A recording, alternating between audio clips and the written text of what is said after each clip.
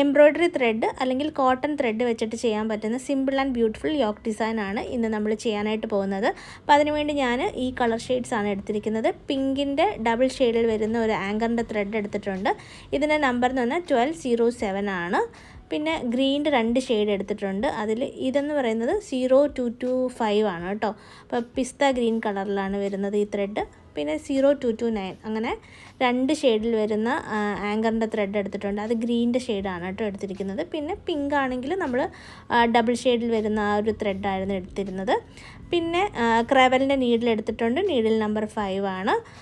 അപ്പോൾ ഇത്രയും മെറ്റീരിയൽസ് വെച്ചിട്ടാണ് ഇന്ന് വർക്ക് ചെയ്യുന്നത്.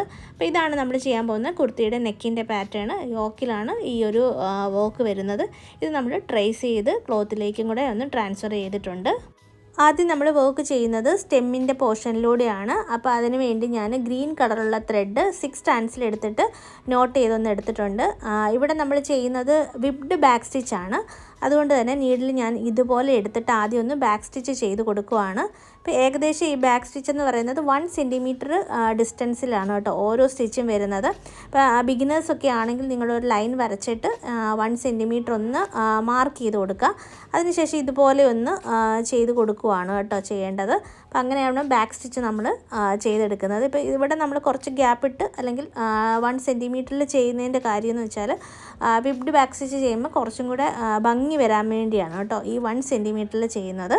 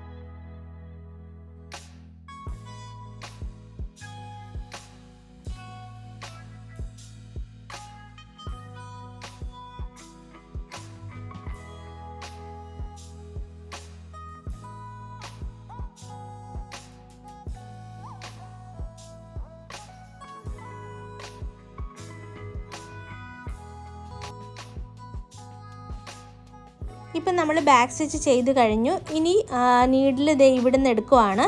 എടുത്തിട്ട് ഓരോ സ്റ്റിച്ചിൻ്റെ ഉള്ളിലൂടെ നമുക്ക് നീഡിലൊന്ന് കടത്തി കൊടുക്കണം. ഒരു കാര്യം ശ്രദ്ധിക്കാനുള്ളത് ഒരേ ഡയറക്ഷനിലായിരിക്കണം നീഡിൽ പാസ് ചെയ്ത് പോകാനായിട്ട്. അതുപോലെ തന്നെ നീഡിൽ ക്ലോത്തിൽ കൊള്ളാതെ വേണം ഈ സ്റ്റിച്ചിൻ്റെ ഉള്ളിലൂടെ കടന്നു പോകേണ്ടത് കേട്ടോ. അപ്പോൾ ഈ ഒരു രീതിയിൽ നമ്മൾ ചെയ്യുന്ന സ്റ്റിച്ചാണ് വിപ്ഡ് ബാക്ക് സ്റ്റിച്ച്.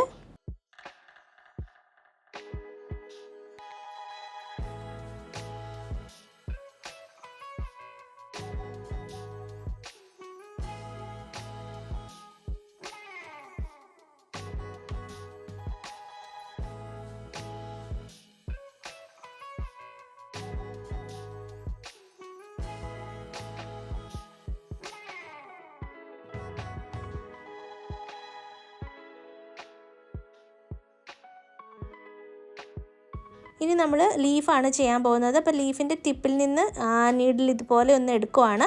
എന്നിട്ട് കുറച്ച് താഴെയായിട്ടൊന്ന് നീഡിൽ താഴ്ത്തി കൊടുക്കണം. അപ്പോൾ ഫസ്റ്റ് നമ്മളൊരു സ്ട്രെയിറ്റ് സ്റ്റിച്ചാണ് ചെയ്ത് കൊടുക്കുന്നത്. വീണ്ടും നീഡിൽ ഇവിടുന്ന് ഇതുപോലെ പൊക്കിയെടുത്തു. ഇനി അതിൻ്റെ നേരെ ഓപ്പോസിറ്റ് സൈഡിൽ വേണം നീഡിൽ താഴ്ത്താനായിട്ട്. അപ്പോൾ കണ്ടോ ഈ ഒരു രീതിയിൽ താഴ്ത്തുക.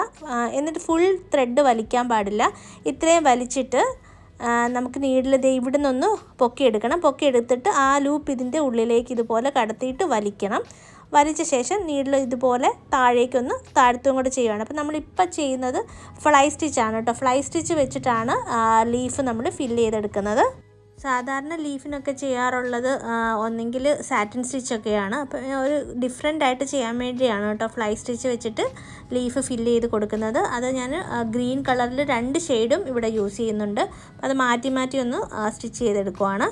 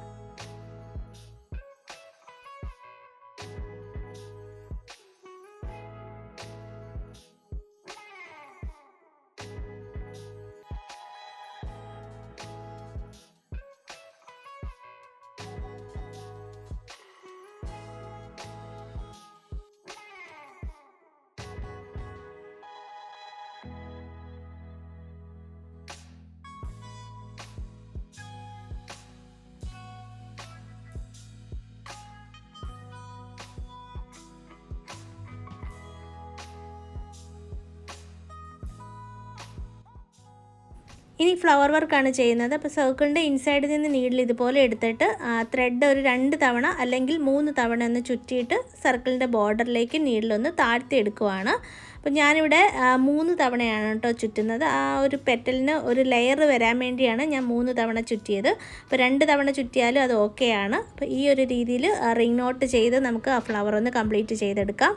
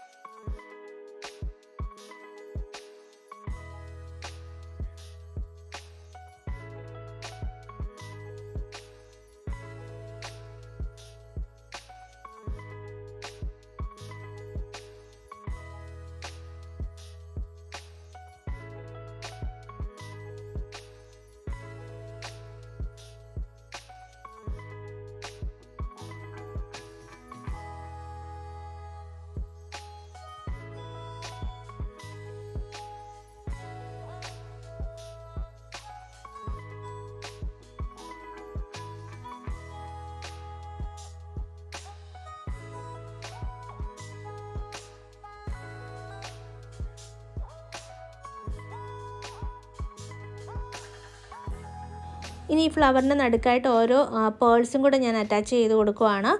പേൾസ് വെക്കണമെന്നില്ല, വേണമെങ്കിൽ നമുക്ക് ഫ്രഞ്ച് നോട്ട് ചെയ്ത് കൊടുക്കാവുന്നതാണ്.